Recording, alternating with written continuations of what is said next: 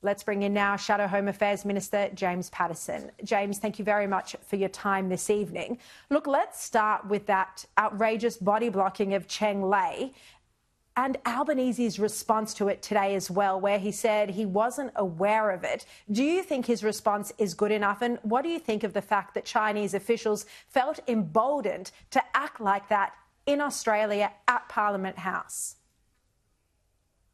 I don't believe the Prime Minister unless every one of his 11 media advisors are guilty of the most serious professional malpractice of allowing the Prime Minister to go and face a press gallery press pack, including Cheng Lei, and didn't bother to tell him about the serious incident involving Cheng Lei only an hour earlier in Parliament House upstairs. It's simply not a credible explanation.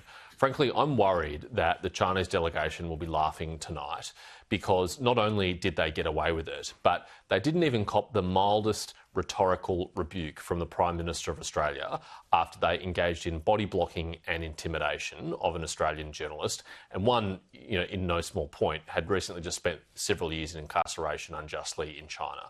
This really is a very disappointing episode. The Prime Minister has one last opportunity to clear this up tomorrow. He should seek an explanation from the Premier for the behaviour of his delegation and an apology, and he should front up the press tomorrow and answer questions about it.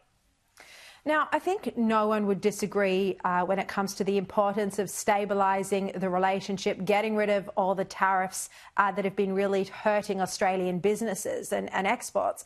But when it comes to how this has happened, has it been because of our silence? Has it cost us standing up for our sovereignty? Do you believe that there are areas where the Albanese government is now failing to speak out on just to appease Beijing?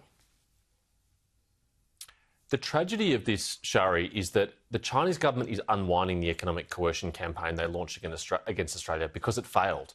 And they were always going to unwind it against Australia because it had done them great damage in the region and around the world.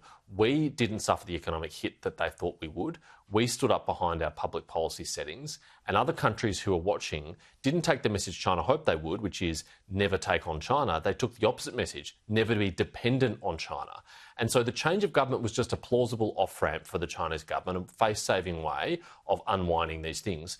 And actually it didn't require any concessions from Australia, but I think there have been concessions, and particularly they've been rhetorical. This government has virtually ceased all public criticism of China's serious domestic human rights abuses, all public criticism of their malign conduct in the South China Sea, and all public criticism of their foreign interference, espionage and cyber attacks on our country, which are occurring on a daily basis.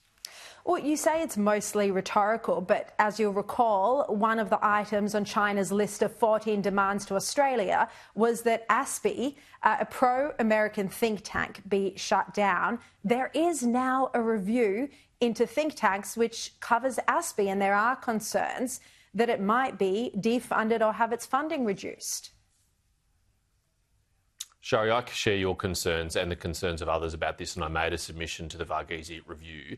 ASPI is Australia's most globally influential and respected think tank. It has had impact far outside its funding and position in the scheme of things. It's been remarkably successful, and particularly the work done over the last decade on things like the abuse of Uyghurs in Xinjiang, on Chinese military universities and the way they're taking advantage of our universities, really has changed public policy not just in this country but around the world.